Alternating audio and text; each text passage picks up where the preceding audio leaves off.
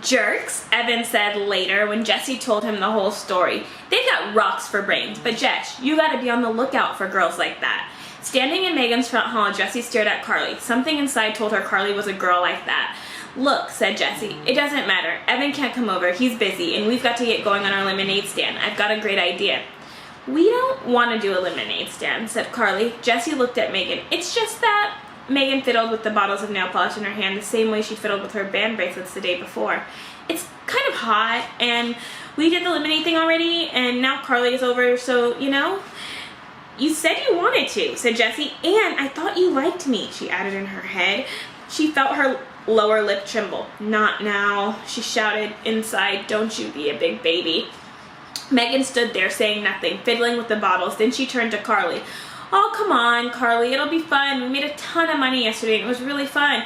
Carly crossed her arms, tightened her lip, and raised one eyebrow. It was amazing how high she could raise that eyebrow. Jesse had never seen an eyebrow go that high.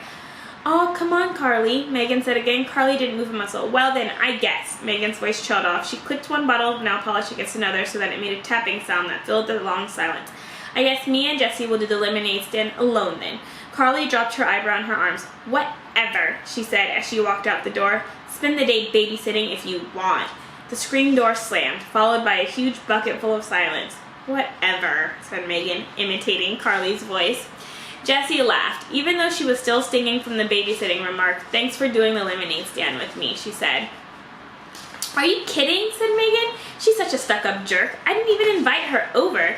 She just rode by, and when I said that you and Evan might be coming over, she just walked into the house. Are all girls in the 4th grade like her? Asked Jessie. She tried to sound casual. Some aren't, said Megan. She sat down on the stairs and opened a bottle of sky blue nail polish. With quick, expert strokes, she started painting her toenails. Hey, that's right. You're going to be in our class this year. That's so weird, jumping a grade. A lot of people skip a grade, said Jessie. Really? I never met one before. Here, do your toes green, and then we'll be coordinated. Jessie ended up getting more polish on her toes than on her toenails. But by the time they were done, she had explained her plan for the day. Value added. See, she said, pulling 10 bright ideas to light up your sails from the back pocket of her shorts. She turned to bright idea number 2 and pointed with her finger. Value added. Something extra, such as a special feature or attractive packaging added by a company to a product that makes the product more desirable in the marketplace. That means we give customers something extra they didn't expect, explained Jessie. I mean, anyone can go home and mix up their own batch of lemonade, right? So if we want them to buy from us, we've got to give them something extra. We add value. Great, said Megan. What are we going to add? Well, how about chips and maybe pretzels? Everyone likes chips and pretzels. We'll just have a bowl on the table, and anyone who buys the lemonade can have some free snacks. So we're adding value. Snacks. Yeah, except Jessie had stayed up late last night reading her mom's booklet. You know what we're really adding? Fun. That's the one thing people can't get all by themselves. It looks like we're selling lemonade and snacks, but we're really selling fun, and everyone wants fun. Wow, said Megan, that's really smart. It'll be like a party. Who doesn't like a party? Jessie nodded her head. She carefully tore out the definition of value added from the booklet and put it in her lockbox. Her mother always said, some ideas are like money in the bank. An hour later, they were all set up. The lemonade stand was newly decorated with streamers and balloons. 3 bowls of snacks, Cheetos, potato chips, and pretzels were set on top. Jessie had lugged Megan's boombox all the way downstairs, and Megan was doing the DJ thing with her CD collection. It looked like a party had somehow sprung up right in the middle of the hot concrete sidewalk. To anyone passing by, the lemonade stand shouted out, "Come over here, this is where the fun is." As soon as the music had come on, customers had started drifting over. One of the moms across the street set up a sprinkler in her front yard, and soon all the kids in the neighborhood were running through the sprinkler and grabbing handfuls of Cheetos. 2 women walking their dogs stopped for a nibble and ended up staying an hour, and 3 or 4 of the neighborhood mothers set up lawn chairs nearby and talked and ate pretzels while their kids ran through the water. But Jessie noticed a funny thing. Even though there were an endless buzz of activity around the stand and chips were flying out of the bowls faster than Megan could restock them, they weren't selling much lemonade. "Hey, Jordan," said Jessie, as a 4-year-old boy ran by in a bathing suit. "Don't you want a cup of lemonade?" Jordan dive-bombed in pretzel bowl and came up with a fistful. "I had too much already. 4 glasses." And off he ran. "4 glasses?" said Jessie to Megan. "He didn't buy any." "Mr. Rand, don't you want a cup of lemonade?" "Sorry, Jessie, I have to pass," said Mr. Rand. "I already had 2. Had 2 already, and I'm trying to cut down on sugary drinks." "Where's everybody drinking so much lemonade?" wondered Jessie. She looked down the road. Oh, wait a minute. Megan, hold down the fort, said Jessie. I'll be right back. Sure thing, said Megan, dancing to the music. This lemonade stand was the greatest idea. It's like a birthday for the whole neighborhood. Jessie headed down the road. As she rounded the bend, she prepared for the worst. Evan's lemonade stand crowded with customers, but there was nothing. Absolutely nothing. The corner was deserted. She crossed the street and went into the garage. There was the cooler, dirty and empty, and there were the stacked plastic chairs, 4 of them this time, and there was, wait a minute, those were new signs. Jessie pulled out 3 large pieces of foam core. On the back of each one was part of the penguin project Evan had done last year in 3rd grade. On the front were big letters. Slow down, cheapest lemonade in town ahead. Yesterday's prices, today's lemonade. You won't believe your eyes. Icy cold lemonade, just 10 cents a cup. Jessie couldn't believe her eyes. 10 cents a cup? That was crazy. Even if they sold all 96 cups, they only make $9.60 and split 4 ways. That was just $2.40 for each boy. Evan was never going to earn $100 with that kind of profit.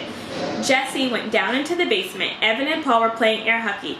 Washoo! The puck flew into Evan's goal and Paul threw his arms in the air in a victory V. Oh, snap, said Evan. You're winning. Winning? Winning? Are you kidding me, said Paul. Then he dropped his voice to gravely growl and said, I don't play to win, I play to pulverize. Just like that, Muscle Guy actor and Agent Down, the movie that all the boys were talking about. Paul was even flexing his muscles like the actor, except that Paul didn't have any muscles, at least none that Jessie could see.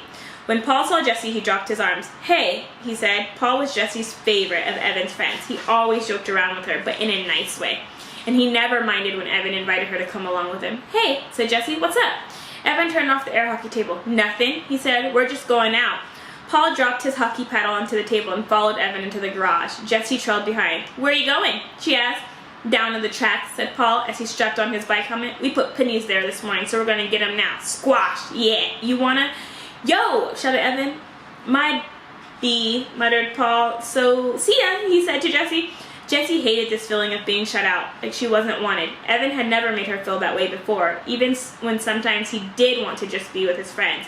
He'd always say things like, Jess, we're going to go shoot hoops, just the 2 of us, but when we get back, we'll play Spud with you. So that she knew he still liked her, even when she wasn't invited along. But this was like he hated her, like he never wanted to play with her again, and Paul was going right along with it. Jessie scowled. So you really cleaned up today at the lemonade stand, huh? She said, yep, we sold out. So what did you make, like $3, she asked? Actually, we made a ton. What was it, Paul? $45, said Paul. Jessie's mouth went slack. $45? There's no way, she said. Not at 10 cents a cup. Oh, just the little kids paid that, said Evan. The grown-ups all gave us way more. That's too cheap, they said. It's such a hot day, and you're working so hard. Here, take $1. Keep the change. It was crazy. Unreal, said Paul. They kept pushing all this money at us because they thought it was so sweet we're selling lemonade for a dime. We made a killing.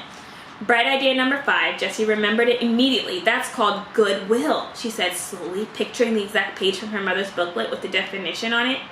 Goodwill, an intangible but recognized asset that results from selling good products, having good relationships with your customers and suppliers, and being well regarded in the community. It's when you do something nice in business and it ends up paying you back with money, she sighed. Why hadn't she thought of that? She would be sure to tear out that definition and put it in her lockbox when she got back to the lemonade stand. Well, whatever. We cleaned up, said Evan. Even so, said Jessie, trying to find some way to prove that Evan had not had a good day selling lemonade. You had 4 people working on the stand, so if you split $45 4 ways, that's only $11.25 each, which is still way more than I'm going to make today, she thought, since the whole neighborhood has already filled up on lemonade. We're not splitting, said Evan. The guy said I could keep it all. Right? Said Paul. All for a good cause. That's not fair, said Jessie. Sure it is, said Evan, as he got on his bike and pushed off. In case you didn't know, that's what it's like to have friends. Evan crossed the street. Ouch, said Paul. TTFN, Jess. He followed Evan. Jessie was left standing alone in the driveway. Oh no, it looks like Jessie's brother got the up and up and chose the best technique to use for his lemonade stand, making him in the lead with the most money earned. I wonder what Jessie's gonna do to turn her sad day at the lemonade stand around. Stay tuned for Chapter 7.